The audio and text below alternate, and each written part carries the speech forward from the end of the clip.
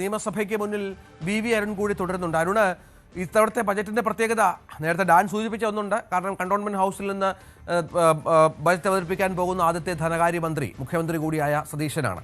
മറ്റൊന്ന്, നേരത്തെ പറഞ്ഞ ഇ കെ നായനാരും കെ കരുണാകരനും അച്യുതമേനും ഒക്കെ ശേഷം ധനകാര്യ വകുപ്പ് കൈകാര്യം ചെയ്തൊരു മുഖ്യമന്ത്രി എന്ന ഖ്യാതി കൂടി സതീശനുണ്ട്. സതീശന്റെ ധനകാര്യ വൈദഗ്ധ്യം നമുക്ക് പലപ്പോഴും നേരത്തെയുള്ള നിയമസഭകളിലൊക്കെ മനസ്സിലാക്കിയതാണ്. പക്ഷേ മറുവശത്ത് ഒരു ബദൽ ധവളപത്രവുമായി നിൽക്കുന്ന പ്രതിപക്ഷം കൂടിയുണ്ട് സതീശന്റെ മുന്നിൽ.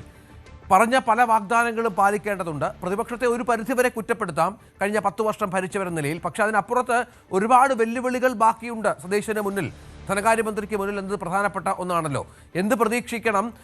ഇതുവരെയുള്ള സൂചനകൾ അനുസരിച്ച് എന്തെങ്കിലും കാര്യമായ പ്രഖ്യാപനങ്ങൾക്ക് സാധ്യതയുണ്ടോ? ഒപ്പം പ്രതിപക്ഷം ഈ വിഷയത്തെ വളരെ ആകാംക്ഷയോടുകൂടി കാണുന്നുണ്ടാകുമല്ലോ. സതീശന്റെ എന്തായിരിക്കും ബജറ്റിൽ അവതരിപ്പിക്കാതിരിക്കുക എന്ന കാര്യത്തിൽ.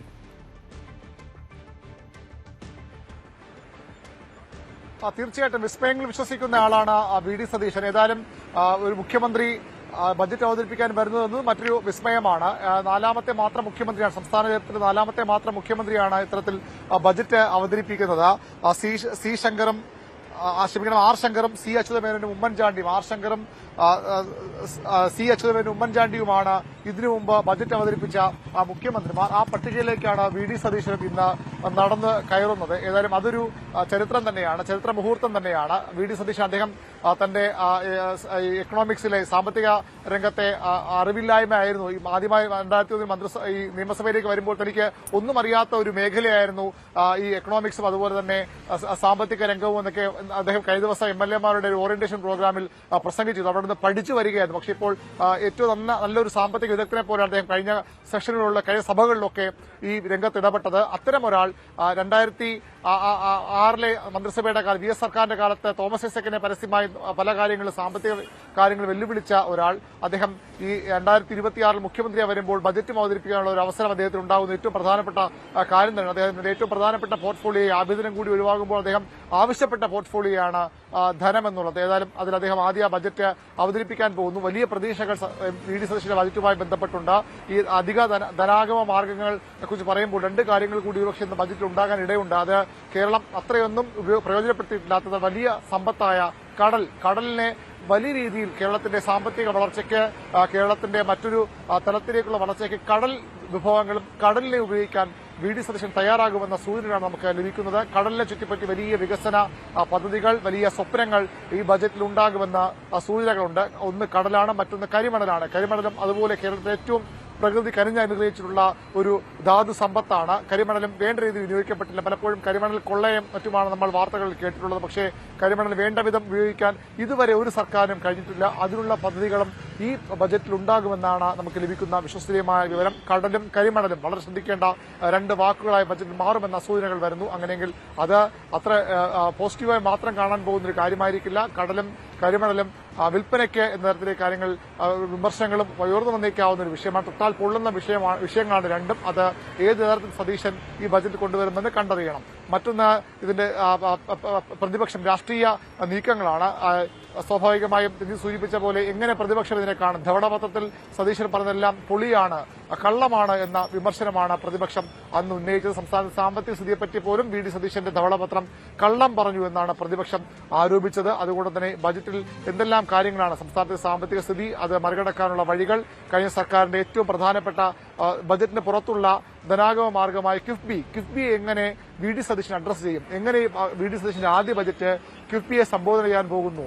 കിഫ്ബിയുടെ തുടർച്ച ഉണ്ടാകുമോ, അല്ലെങ്കിൽ പൂർണ്ണമായും കിഫ്ബി ഒഴിവാക്കിക്കൊണ്ട് മറ്റു വഴികളിലൂടെ ധനാഗമ മാർഗങ്ങൾ കണ്ടെത്താനാകുമോ വി ഡി സതീശൻ സർക്കാർ ശ്രമിക്കുക എന്ന പ്രധാനപ്പെട്ട ചോദ്യമുണ്ട്. അതിനും ഇന്നത്തെ ബജറ്റ് കിഫ്ബിയുടെ ഭാവി സൂചിപ്പിക്കുന്ന ഒരു ബജറ്റ് കൂടിയായി ഇത് മാറുമെന്ന ഉറപ്പാണ്. അതും ഏറ്റവും പ്രധാനപ്പെട്ട ഒരു കാര്യമാണ് ഈ ബജറ്റുമായി ബന്ധപ്പെട്ട് നമുക്ക് ചർച്ച ചെയ്ത് പോകുമ്പോൾ. മറ്റൊന്ന്, കഴിഞ്ഞ സർക്കാർ പ്രഖ്യാപിച്ച വികസന പദ്ധതികളാണ്. വിഴിഞ്ഞം തുറമുഖത്തെപ്പറ്റി ധവളപത്രത്തിലൊന്നും പറഞ്ഞില്ല. അത് വിഴിഞ്ഞത്തോടുള്ള അവഗണനയെന്ന വിമർശനം പ്രതിപക്ഷം ഉന്നയിച്ചതാണ്. വിഴിഞ്ഞം സ്വാഭാവികമായി ബജറ്റിൽ ഇടം പിടിക്കുമെന്ന് ഉറപ്പാണ്. വിഴിഞ്ഞത്തിന് പ്രതിപക്ഷത്തിന്റെ ആരോപണം വിഴിഞ്ഞം ഇപ്പോൾ ആ തുറമുഖ കേന്ദ്രത്തിൽ മാത്രം നടക്കുന്ന വികസനമാണ്. അതിന് പുറത്തേക്ക് വിഴിഞ്ഞം എത്തണമെങ്കിൽ മാത്രമേ തിരുവനന്തപുരം ജില്ലയും സമീപ ജില്ലകൾക്കുമൊക്കെ വികസിക്കാൻ പറ്റൂ. കേരളത്തിന്റെ സാമ്പത്തിക ശക്തിയിലേക്ക് വിഴിഞ്ഞം മാറുകയുള്ളൂ. അതുകൊണ്ട് തന്നെ വിഴിഞ്ഞവുമായി ബന്ധപ്പെട്ട നിർണായകമായ തീരുമാനങ്ങളുണ്ടാകും.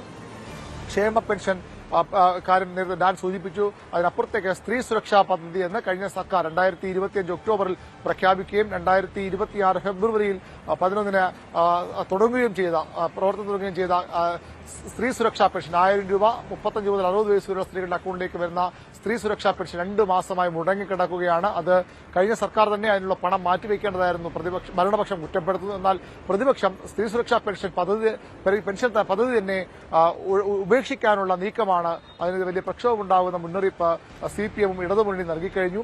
ആ പദ്ധതി അതേപടി പൂർണ്ണമായും ഉപേക്ഷിക്കുകയാണ്. കഴിഞ്ഞ ദിവസം വാർത്താ സമ്മേളനത്തിൽ ഞാൻ തന്നെ മുഖ്യമന്ത്രിയുടെ ചോദിച്ചു അദ്ദേഹം പറഞ്ഞത് അതിൽ ചില സംശയങ്ങളുണ്ട്. അതിൽ ഉപഭോക്താക്കളുടെ കാര്യത്തിൽ പോലും സംശയങ്ങളുണ്ട്. അതിലൊരു പരിശോധന ഉണ്ടാകുമെന്ന സൂചനയാണ് കഴിഞ്ഞ ദിവസം മുഖ്യമന്ത്രി VD സതീശൻ നൽകിയത്. അങ്ങനെയെങ്കിൽ ഈ സ്ത്രീ സുരക്ഷാ പദ്ധതി ഒരുപക്ഷെ VD സതീശൻ സർക്കാർ ഉപേക്ഷിച്ചേക്കാം. പക്ഷേ അങ്ങനെ സ്ത്രീകളെ വെറുപ്പിക്കുന്ന 1000 രൂപ 35 മുതൽ 60 വയസ്സ് വരെ ഉള്ള സാധാരണക്കാരായ പാവപ്പെട്ട നിർധന കുടുംബാംഗങ്ങളുടെ അക്കൗണ്ടിലേക്ക് പ്രതിമാസം 1000 രൂപ വരുന്ന ഒരു പദ്ധതി 2 മാസം മാത്രമാണ് അത് കൊടുക്കാൻ കഴിഞ്ഞതെങ്കിലും ആ പദ്ധതി ഉപേക്ഷിക്കുന്ന സർക്കാർ തിരിച്ചടിയാകും. അങ്ങനെ അത് വെറുതെ ഉപേക്ഷിച്ചു പോകാൻ സാധ്യതയില്ല. അങ്ങനെ ഉപേക്ഷിച്ചാൽ അതിലൊരു പക്ഷേ കൂടുതൽ പ്രഖ്യാപനങ്ങൾ അല്ലെങ്കിൽ ഇന്ദിരാ ഗ്യാരണ്ടി പോലുള്ള പദ്ധതികൾ ഉൾപ്പെടുത്തിക്കൊണ്ട് സ്ത്രീകൾക്ക് കൂടുതൽ ശക്തമായ ഒരു സുരക്ഷാ പദ്ധതി പ്രഖ്യാപിച്ചുകൊണ്ടാകാം സർക്കാർ മുന്നോട്ട് പോകുന്നത്.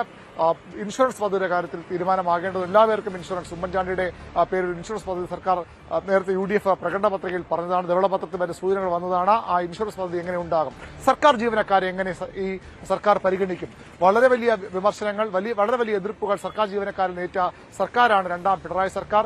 അതിന്റെ ഫലം തെരഞ്ഞെടുപ്പിലും ഉണ്ടായിരുന്നു. സർക്കാർ ജീവനക്കാർ പൊതുവിൽ ഇടതുമുന്നണിയെ കൈവിട്ടു എന്ന വിലയിരുത്തലാണ് ഉള്ളത്. അതുകൊണ്ട് തന്നെ UDF-ന് സർക്കാർ ജീവനക്കാരെ കൈവിടാൻ കഴിയില്ല. വലിയ പ്രതീക്ഷകൾ, വാനോളം പ്രതീക്ഷകളാണ് സർക്കാർ ജീവനക്കാർക്ക് ഈ ബജറ്റിലുള്ള തങ്ങളുടെ കിട്ടാനുള്ള ബാക്കി കുടിശ്ശിക ഗഡു DA കുടിശ്ശികയുടെ കാര്യത്തിൽ അവർ വലിയ പ്രതീക്ഷയോടെ കാത്തിരിക്കുന്നു. എത്ര ഗഡു നൽകാൻ VD സതീശൻ തയ്യാറാകുമെന്നവർ കാത്തിരിക്കുന്നു. ശമ്പള പരിഷ്കരണ കമ്മീഷൻ എല്ലാ സർക്കാരുകളും പ്രഖ്യാപിക്കുന്ന ഒന്നാണ്. കഴിഞ്ഞ സർക്കാർ പ്രഖ്യാപിച്ചെങ്കിലും അത് മുന്നോട്ട് പോകാൻ കഴിഞ്ഞിട്ടില്ല.